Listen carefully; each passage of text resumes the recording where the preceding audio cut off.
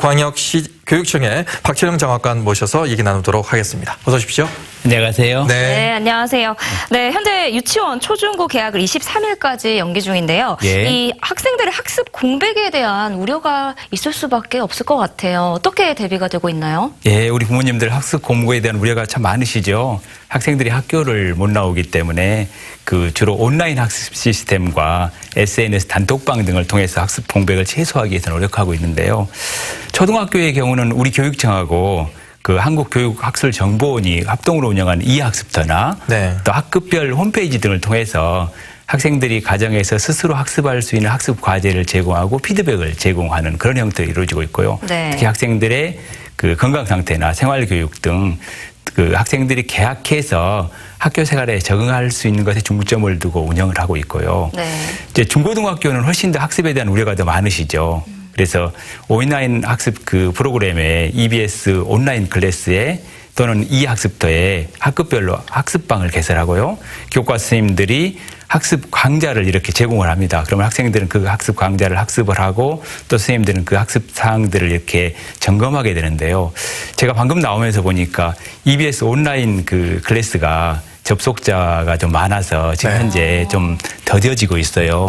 근데 다행스럽게도 거기 보면은 자기 주도 학습 사이트가 연결이 돼 있거든요. 어차피 학습 컨텐츠는 같습니다. 뭐 국어, 영어, 수학, 사회, 과학에 다양한 컨텐츠가 있기 때문에요. 학생들은 거기에 접근해서 좀 학습을 해줬으면 하는 그런 양해 말씀드립니다.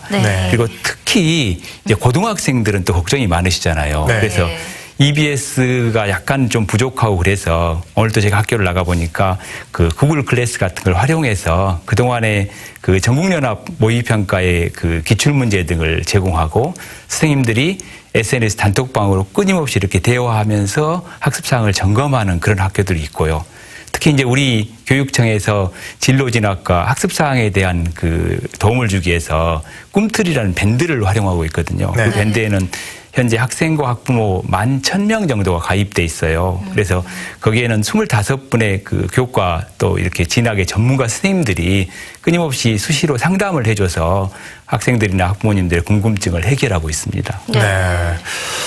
저희 아이도 이제 중학교 입학을 앞두고 있는데 이게 입학이 미뤄지다 보니까 학교에서 입학 전에 준비해야 될 숙제들을 미리 좀 보내주었더라고요. 그런 식으로 이제 밀려 있는 개학식이라든가 학사 일정을 좀 보충을 하고 있던데 그 사이에 이제 긴급 돌봄 서비스를 이용해야 되는 분들도 계세요. 뭐 어린이집에 가야 된다거나 유치원 아이를 둔 맞벌이 가정 같은 경우에는 정말로 힘들거든요. 근데 의외로 돌봄 서비스를 이용하는 분들이 좀 저조하시고 또 이걸 좀 어떻게 좀 개선을 해야 된다 이런 얘기가 좀 나오고 있는데요. 우리 교육청에서도 이제 개학기 연기됨에 따라서 가장 걱정스러운 부분이 사실은 돌봄이거든요.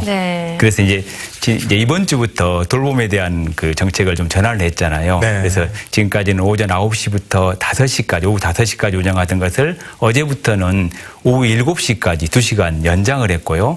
또 지난주에는 학생들이 이렇게 도시락을 싸오도록 했는데 이번 주부터는 정심을 제공을 합니다. 그래서 그런지 돌봄에 대한 수요가 점차 증가를 하고 있는데요.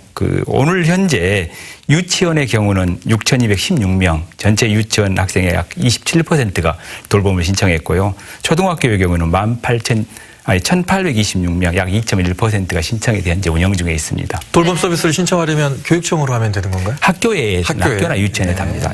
근데 이 긴급 돌봄을 신청을 하고 싶어도 이 불안감 때문에 꺼리시는 분들도 계시거든요. 방역은 어떻게 잘 이루어지고 있나요? 부모님들의 걱정을 너무나 저희가 잘 알고 있잖아요. 그래서 이제 우리 교육청 차원에서 모든 유치원 학교에 이미 2차례 이상의 방역을 실시했고요. 또한 매일 주기적으로 소독을 실시하고 있고요. 돌봄 교실에는 소독기가 설치되어 있어서 교구 등을 소독하게 되어 있습니다. 그리고 또한 요즘 사회적 거리두기 운동이 펼쳐지고 있는 것처럼 한 돌봄 교실에 10명 이내의 학생들이 이렇게 생활할 수 있도록 저희가 조치하고 있습니다. 자, 학교는 이렇게 일률적으로 할 수 있지만 학원은 강제적으로 할 수가 없는 부분이거든요. 학원 부분은 어떻게 하실 계획이십니까? 그래서 학원에 대해서는 지난주 우리 교육감님께서 광주광역시 학원연합회 관계자들을 만나서 휴원에 대해서 이렇게 간곡히 호소를 드렸어요. 그런데 이제 학원은 또 나름대로 사정이 있겠죠. 네. 그래서 우리 교육청에서는 지속적으로 학원들을 점검하고 있는데요. 그러니까 이 점검하는 차원이 소독을 하고 있는지, 그다음에 예방수칙을 개시했는지, 그리고 위생용품을 비치했는지, 학생들이 학원에 혹시라도 간다면은 안전하게 이렇게 학원에서 생활할 수 있도록 지속적으로 현장 점검을 하고 있고요. 네. 또한 지속적으로 휴원할 수 있도록 권고하고 있습니다. 네. 그리고 또 우리 교육청에서는 그 예산 8,800만 원을 들여서 그 관내에 5,500개의 학원 및 교습소가 있거든요. 오늘부터 위생용품을 이렇게 보급을 하고 있습니다. 네. 네. 앞으로 현재 23일이 이제 개학 예정일인데요. 앞으로 또 이 개학 일정이 변경될 수도 있을까요? 그래서는 안 되겠죠. 사실은 참 걱정입니다. 개학 연기와 관련해서는 우리 교육청에서 이제 독단적으로 결정하기보다는 교육부와 17개 시도가 합동으로 이렇게 협의를 하고 있는데요. 어제도 17개 시도 교육감님들과 그다음에 교육부총리께서 화상회의를 통해서 많은 부분을 이렇게 논의하셨어요. 그래서 그 논의된 사항들은 개학을 준비하기 위해서 어떤 것들이 필요하고 앞으로 개학을 했을 때 학생들의 안전을 위해서는 어떤 조치들이 필요한가를 정말 장기간 동안에 정말 교육감님들이 머리를 맞대고 논의하셨는데요.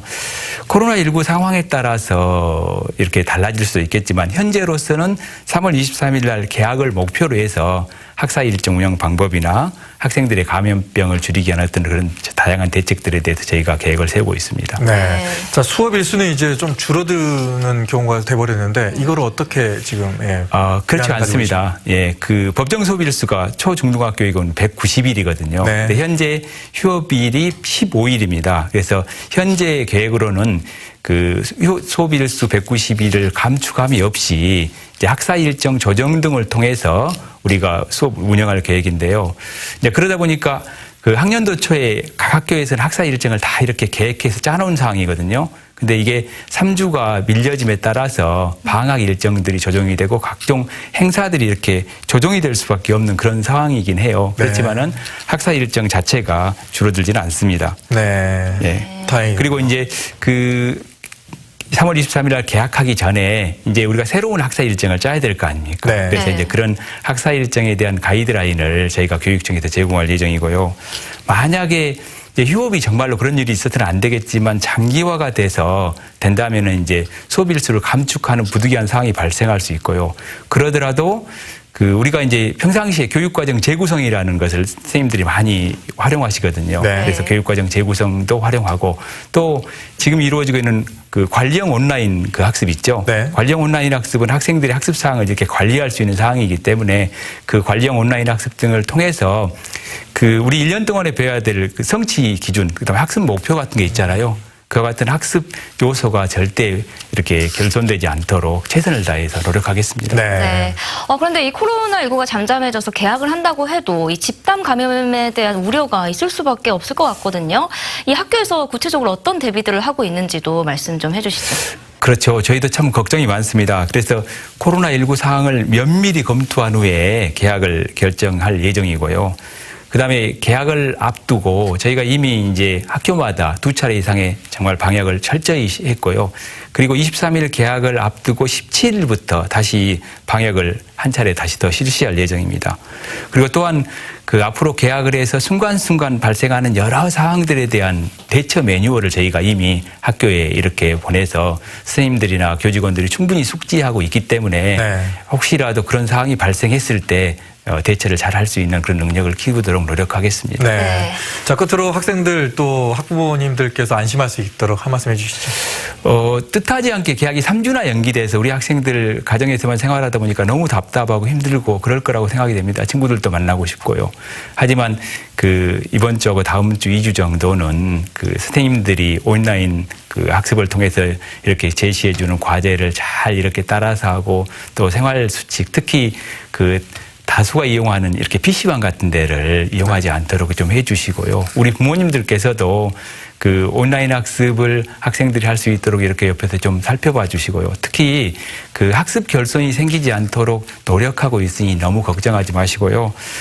정말 이 어려운 그 시기에 다 같이 노력해서 정말 너무 이렇게 긴장하지 말고 또 너무 이렇게 경직되지 말고 그리고 이런 어려운 시기를 다 같이 극복했으면 좋겠습니다. 네.